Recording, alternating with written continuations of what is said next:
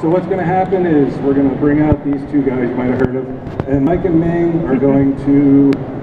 We're going to mingle amongst you folks, and we're going to, if you've got questions, let me or Ming know. We'll come over and we'll, oh my God. I'm seeing a whole bunch of Ricks over there. You're very, very startling. It's a council of Ricks. Yes. So let us know and we'll come and you can ask your question. If it sucks, I'm going to walk away from it. So we'll ask very quickly. So, yes. Without further ado, that's what they say, right, Ming? Come on. Dan Harmon and Justin Roiland.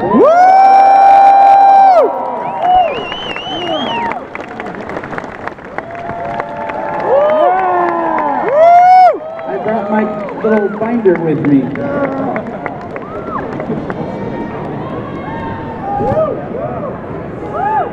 Hello. So, now personally, I never watch television unless someone, like I know, knows me, recommends it. And I have a good friend, Brian Quinn, Hugh, he's on Impractical Jokers. And he told me, you've got to watch this show, Rick and Morty, you're going to love it. So I watched it. Obviously. Begrudgingly?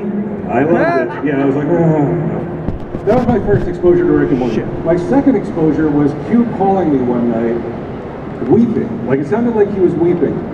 And talking about how he wanted to end it all, very depressed. And he's like, I can't even talk anymore, just talk to these guys. And suddenly the voices of Rick and Morty come on, and they intermittently start insulting me. Well, Rick's insulting me, Morty's defending me. Then they get off the phone and Quinn's like, just call me tomorrow. And then I hear drunken cackling, and this is like 2 in the morning. And I don't remember, but I think that's probably why I don't remember. It sounds like a drunken, it's 100% nonsensical. I was like, is he hanging out? Because I didn't know he knew you at that point. So I'm like, is he hanging out with the guy who does the Rick and Morty voices? And sure enough, he was. So he led me to believe he was going to kill himself just to set up a joke. So that's like, hey, I'm hanging out with the Rick and Morty guy. I don't remember any of this. It's for sure, it's true. Yeah, I kept the voicemail. My niece, who's only 10, and it's completely inappropriate for her to watch a show, loves to listen to it over and over again. But you guys have created my favorite animated series of all time.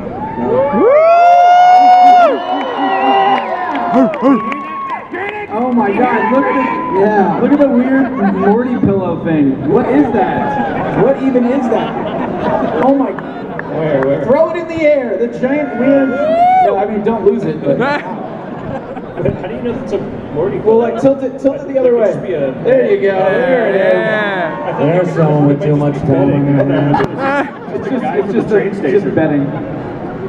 So I'm not a fan of panels where like somebody sits up there and is like, so, and then asks you like a real basic interview question. I always think it's the good people who come here and support it.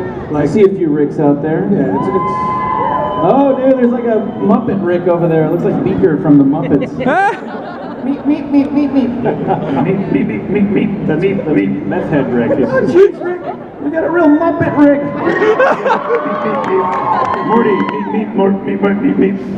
Oh, man. What the hell? Meep. Look at that Rick. It's amazing. Is the eye hole where the mouth is? It's got to be, right? Yeah. Okay. I was Captain Crunch in Milwaukee. I had to be a Captain Crunch for a promotion that they were doing, and I could see through the Captain Crunch mouth. That's what I would look at the kids through when they would hit me. I'd grab them and go, knock it off. And so the kid would just have Captain Crunch's mouth right in their face. Knock it off.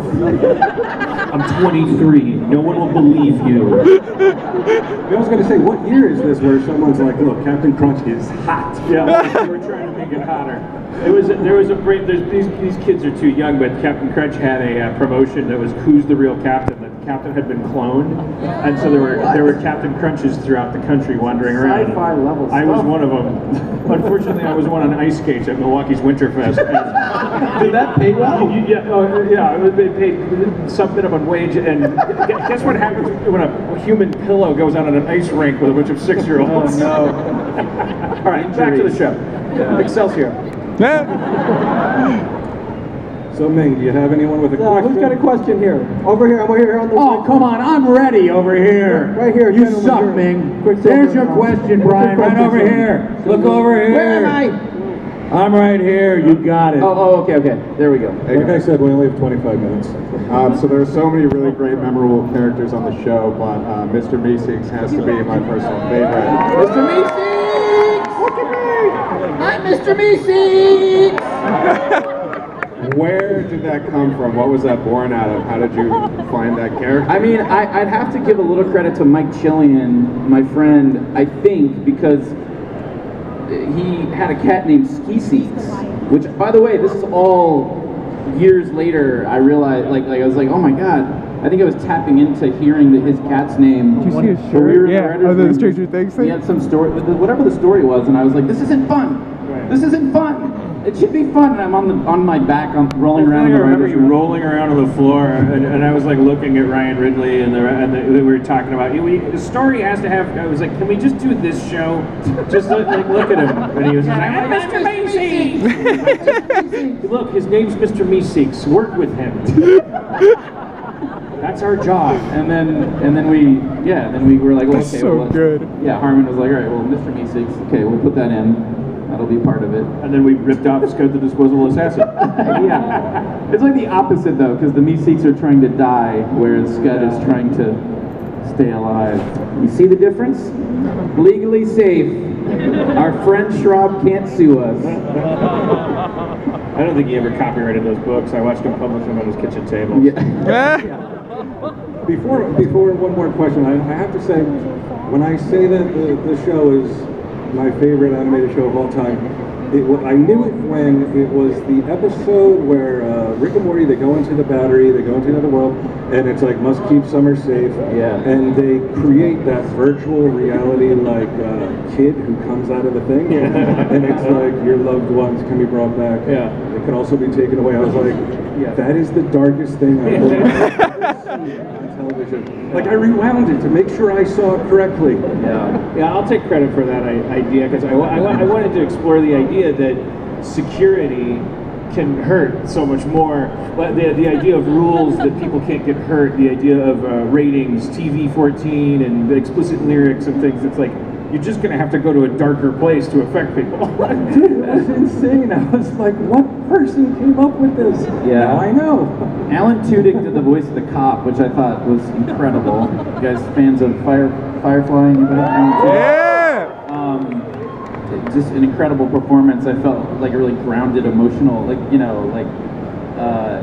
yeah. And that episode in general is incredible. It's just a good episode. It's Dan Guterman's script, right? One of Guterman's, I think. Who is our writer on the show? I'll fanboy out for a second and say there's not a bad episode. Question over here to the left. Right over here, your question, sir. So, To will your we ever left. see a return of Operation Kitten Calendar, possibly? Oh man, that's a deep cut. Deep cut. That was Donald Trump before he was really. Before we knew what was going to happen. If you can find Operation Kitten Calendar on the internet, we did a VH1 sketch show a long time ago. Justin played a character who had a reality show. It was a very Trump-esque kind of tycoon who had become famous by making the Hang in There Kitten Calendar picture. And so his reality show was kind of part Project Runway, part God knows what. And it was him trying to... Competition-based reality. It was just him physically or psychologically abusing the female contestant that he wanted to date. And Check it out. Google it. Operation Kitten Calendar. Also, Mr. Sprinkles was like the first thing I think it was like the first animated thing that we did together. It's sort of a precursor to Rick and Morty. If you haven't seen Mr. Sprinkles, check that one out too. If you can find it online. No idea where it is. We have a question from one of the Council of Ricks. There you go. Can I see you guys do the Shrifty dance? Show us what you're No. doing. Oh, come on! Harmon will do it. Do it! dropping your panties and shitting on the floor. I can't do that. I can't do that. We don't want to get arrested. I just watched her sign shit, so that was pretty cool. Thank you, Dan.